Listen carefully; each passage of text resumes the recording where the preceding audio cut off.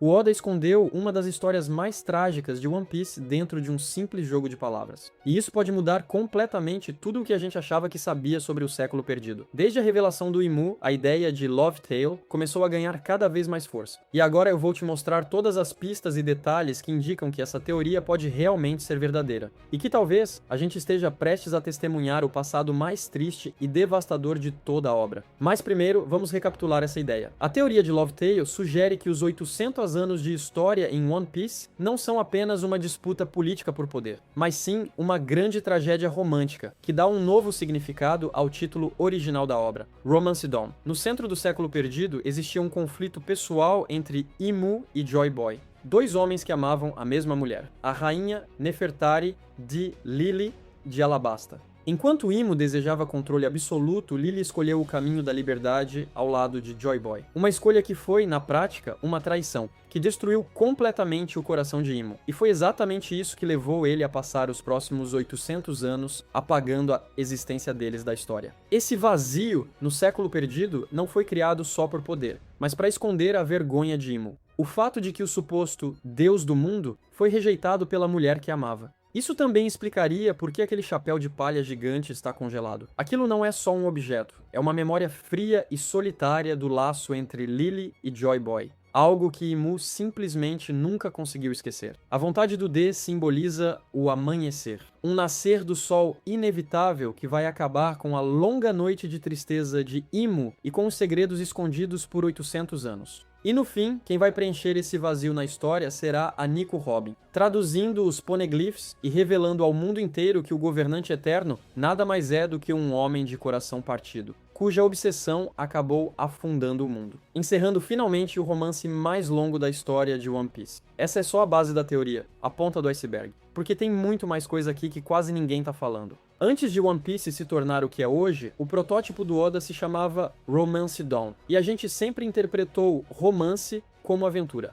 Mas e se, no contexto do século perdido, isso for literalmente uma história de amor? Outro ponto importante. Todo mundo acredita que o Roger nomeou a ilha final como Laugh Tale porque ele riu ao descobrir a verdade. E isso ainda pode ser verdade. Mas a gente também sabe o quanto o Oda gosta de brincar com palavras. No japonês, em katakana, laugh e love têm pronúncias extremamente parecidas. Ou seja, Roger pode ter rido porque, no fundo, aquela grande guerra não era uma batalha épica e complexa. Era só uma tragédia romântica, patética. O chamado Deus do Mundo, Imu, passou 800 anos afundando o planeta, porque foi rejeitado pela rainha Nefertari de Lily, que escolheu o Sol, Joy Boy. Em Egghead, o Vegapunk revelou que o mundo está afundando, mas ele nunca explicou como isso está acontecendo. E aqui entra um detalhe absurdo. Oda nomeou os 5 anciões com nomes de planetas, o que pode indicar que Imu representa a Lua. E na física, a gravidade da Lua controla as marés. Ou seja, o nível do mar pode estar subindo por causa da influência de Imu, como se ele estivesse puxando os oceanos. O mundo literalmente afundando, por causa da obsessão da Lua. E esse momento acontece exatamente quando vemos Imu olhando para o retrato gigante da Lily. Isso não parece coincidência. Logo depois dessa cena, vemos o Igaran olhando o cartaz de procurada da Vivi desaparecida. E o povo de Alabasta em luto diante da foto do Rei Cobra. A conexão é clara. Todos ali estão lidando com a perda de alguém que amam. E curiosamente, é exatamente nesse momento que também recebemos informações importantes sobre a Mother Flame. Mas isso a gente já fala daqui a pouco. Voltando ao Imu e à Lua, no capítulo 516 é revelado que Amazon Lily fica no Calm Belt, uma região sem correntes marítimas. Ou seja, é um dos poucos lugares onde essa influência das marés não chega. Como se fosse um refúgio, um lugar protegido, onde Lily, Vivi e esse legado ficam escondidos, longe da Lua. Agora olha isso, a letra D tem o formato de uma meia-lua, mas também parece um sorriso. A vontade do D pode representar aqueles que riem da Lua, uma afronta direta ao ego de Imu. E o chapéu de palha é literalmente um círculo amarelo com uma faixa vermelha, o Sol. E quando alguém usa ele, cria uma sombra, um eclipse, simbolizando o Sol, Joy Boy bloqueando a Lua para que o mundo finalmente seja livre. Imu literalmente mudou o mundo inteiro por causa de um coração partido. E ao longo da história, várias falas reforçam a ideia de que Imu é o próprio mundo. No capítulo 1162, o Rox menciona diretamente que Imu é o mundo, mas isso já vinha sendo construído há muito tempo. O Barba Branca disse que alguém desafiaria o mundo. O Roger conhecia a verdade do mundo. O Barba Negra e sua tripulação vivem falando sobre o mundo. O Doflamingo, em Impel Down, disse que o mundo nunca envelhece. Mas que tipo de frase é essa? Se não estiver se referindo ao próprio Imu, e o Dragon dizendo que o mundo aguarda nossa resposta, ganha um significado completamente novo. E para fechar, o próprio Oda mostrou uma imagem do escritório dele, onde tem um boneco do Imu ao lado da mesa, como se ele estivesse criando a história. Mas o Luffy, ele não liga pra história. Não liga pro coração partido do Imu. Ele não luta pelo século perdido. Ele luta pelos amigos dele. E no final, o Luffy vai literalmente dar um soco na lua, consertar a gravidade do mundo e destruir a Red Line. Simplesmente porque ele quer mais espaço pros convidados dele. Sim, convidados. Um dos maiores mistérios de One Piece é o verdadeiro sonho do Luffy. Muita gente acredita que ele quer fazer um grande banquete com o mundo inteiro, o que combina perfeitamente com ele. Mas tem um detalhe importante. Quando o Luffy e o Roger falaram esse sonho quando eram crianças, levou vários minutos para explicar. Ou seja, não é algo simples. Isso derruba teorias como virar um peixe ou fazer uma festa, porque isso se explica em segundos. O que eu acredito é que o sonho do Luffy é unir todas as ilhas do mundo, criando um verdadeiro Pangeia, onde todo mundo possa se sentar na mesma mesa e compartilhar um único gigantesco banquete. Para isso acontecer, seria necessário destruir a Red Line, algo que já foi previsto pela Shirley lá na Ilha dos Homens-Peixe. E isso, literalmente, criaria o One Piece. Ao mesmo tempo, também daria origem ao All Blue, o sonho do Sanji. Ou seja, no final das contas, o sistema mais maligno da história pode acabar sendo destruído por um garoto que simplesmente acha que o mapa do mundo é bagunçado demais para fazer um jantar decente. Agora, olha esse detalhe absurdo. No mural, a primeira e a segunda eras terminam com a frase "e eles não se encontrarão novamente". Mas a terceira era, a atual, termina com "e desta vez, eles certamente se encontrarão". Isso soa exatamente como amantes separados pelo destino, finalmente destinados a se reencontrar quando o momento certo chegar. Aventura, amor, amizade e lealdade são temas centrais em praticamente todo o shonen. E mesmo que romance não seja o foco principal de One Piece, isso não significa que ele não possa ser a motivação por trás de tudo. Vamos pegar outro exemplo famoso, Naruto. Ninguém diria que romance é o tema principal ali. Se você tivesse que escolher seria a amizade. Mas qual foi a verdadeira força que impulsionou os maiores acontecimentos da história? Por que os pais do Naruto morreram? Por que a Kyuubi foi selada dentro dele ainda criança? E por que a Quarta Grande Guerra Ninja começou? A resposta é Obito Uchiha, um personagem que teve a vida destruída pela morte da garota que ele amava. Um garoto gentil, sonhador, que queria se tornar Hokage, mas acabou se transformando no principal vilão da história, responsável por grande parte do caos. E esse mesmo padrão pode estar se repetindo em One Piece, com o Imu, principalmente considerando que ele foi revelado no mesmo arco que o Rocks de Shebeck, um personagem que literalmente se sacrificou por aqueles que amava. No capítulo mais recente, vimos o Imu sangrando pela boca ao chegar em Elbaf. Ainda não sabemos o motivo exato, mas ficou muito claro que ele não pode ficar muito tempo fora de Marijoy, como se ele simplesmente não pudesse sobreviver longe dali. Isso lembra muito uma maldição semelhante à punição do Zunesha, condenado a vagar eternamente pelos mares. E para entender isso melhor, a gente precisa falar de uma figura extremamente importante do século perdido, Davy Jones. Dentro da interpretação de Love Tale, Davy Jones seria o oposto de Joy Boy. Se Joy Boy representa liberdade, Davy Jones representaria ganância, dominação.